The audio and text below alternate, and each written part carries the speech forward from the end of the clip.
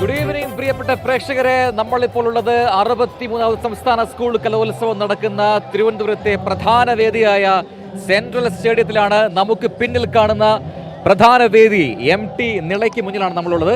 Yes, അപ്പൊ പ്രജിനെ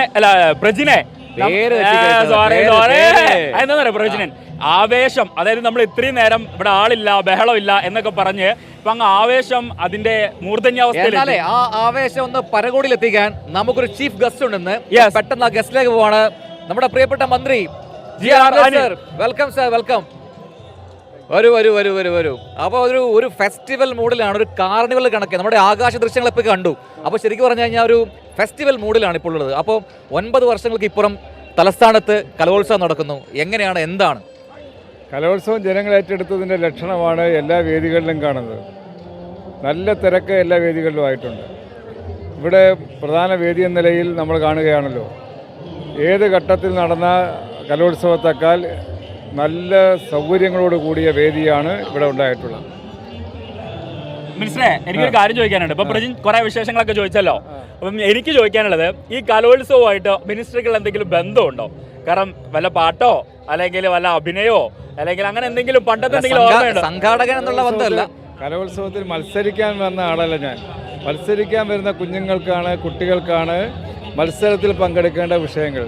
ഞാൻ ചോദിക്കുന്നത് അതല്ല. അതുകൊണ്ട് ഞാൻ സംഘാടകൻ എന്ന നിലയ്ക്ക് ഇതിനാവശ്യമായിട്ടുള്ള സൗകര്യങ്ങൾ ഒരുക്കാൻ വേണ്ടിയാണ് എൻ്റെ ചുമതല.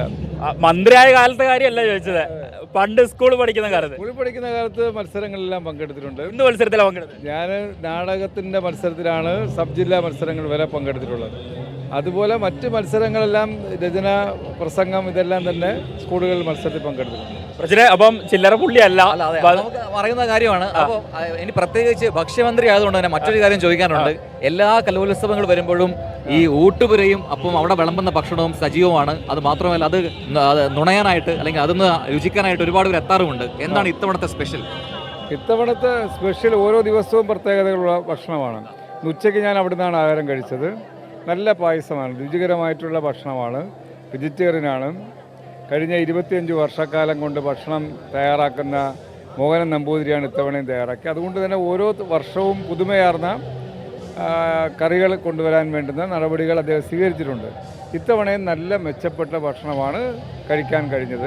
ഞാൻ വിദ്യാർത്ഥികളോടൊപ്പം ഇരുന്ന് കഴിച്ചാണ്. ഞാൻ മാത്രമല്ല, വിദ്യാഭ്യാസ മന്ത്രി, MLA-മാരെല്ലാം അവിടെ ഇരുന്ന് കഴിക്കുകയാണ്. മുഖ്യ സംഘാടകർ ഒരാൾ എന്ന നിലയിൽ ഇപ്പോൾ എല്ലാ വേദികളും സജീവമാണ്. ഇനി വരുന്ന ദിവസങ്ങളിൽ, ഇന്നിപ്പോൾ എനിക്ക് തോന്നുന്നു തുടക്കത്തിലുണ്ടായ ആൾക്കാർ നമ്മൾ പിന്നീട് ഉച്ച സമയത്തൊന്നും കണ്ടില്ല, പക്ഷേ വൈകുന്നേരം രാത്രി ആകുമ്പോഴത്തേക്കും പിന്നീട് കളറായി. അതെ. അപ്പം അടുത്ത ദിവസങ്ങളിലേക്ക് ഉണ്ടാകുന്ന തിരക്കിനെ കുറിച്ച്?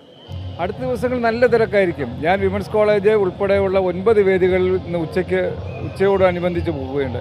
എല്ലാ വേദിയിലും നല്ല തിരക്കാണ്. ഇത് പ്രധാന വേദി എന്ന നിലയിൽ രാവിലെ കണ്ടില്ലേ? അപ്പോൾ രാവിലത്തെ ആ കൂട്ടം അഭൂതപൂർവമായ കൂട്ടമാണ്. അത് കഴിഞ്ഞാൽ സ്വാഭാവികമായിട്ടും കുറച്ചൊരു ഗ്യാപ്പ് ഉണ്ടാകും. വൈകുന്നേരത്ത് അതുപോലെ ആളുണ്ടാകും എന്നുള്ള കാര്യം രാവിലെ തന്നെ ഞങ്ങൾ പറഞ്ഞതാണ്. നാളെയും മറ്റു അത് പറയുമ്പോൾ പ്രജ, എനിക്കൊരു കാര്യം കൂടി ചോദിക്കാനുണ്ട്. അപ്പം ഭക്ഷ്യമന്ത്രിയാണ്, ഇന്ന് രാവിലെ പാചകപ്പുരയിൽ പോയിട്ടുണ്ടായിരുന്നു. മിനിസ്റ്റർ പറഞ്ഞു അത് കുട്ടികളുടെ ഭക്ഷണം കഴിച്ചില്ല, ആ ഒരു അനുഭവം? അതെ, രാവിലെ ഞാൻ 6:30 പാചകപ്പുരയിൽ പോയതാണ്. അപ്പോൾ തന്നെ എല്ലാം റെഡിയായിരുന്നു. സംഘാടകർ കുട്ടികളെ വരവേൽക്കാൻ വേണ്ടി കാത്തു നിൽക്കുന്ന രംഗമാണ് കാണാൻ കഴിഞ്ഞത്. ഉച്ചയ്ക്ക് ഞാൻ അവിടെ ഉണ്ടായിരുന്നു. ഉച്ചയ്ക്ക് അവരോടൊപ്പം ഇരുന്ന് ഭക്ഷണം കഴിച്ചതാണ്. രുചികരമായ ഭക്ഷണമാണ്. ഒരു വിദ്യാർത്ഥിയോ രക്ഷകർത്താവോ ഭക്ഷണത്തെക്കുറിച്ചൊരു പോരായ്മ പറഞ്ഞതായോ കേൾക്കുകയോ ചെയ്തിട്ടില്ല. അപ്പം അങ്ങനെയൊക്കെയാണ് വിശേഷങ്ങൾ. അപ്പോൾ നമ്മൾ ഇനി വീണ്ടും കാണും, വീണ്ടും മിനിസ്റ്ററെ കൊണ്ട് വിളിക്കും. അപ്പോൾ thank you so much for joining. Thank you. അപ്പോൾ ഭക്ഷ്യവകുപ്പ് മന്ത്രി GR അനിലാണ് നമ്മുടെ അനന്തകലാപുരിയിൽ എത്തിയത്.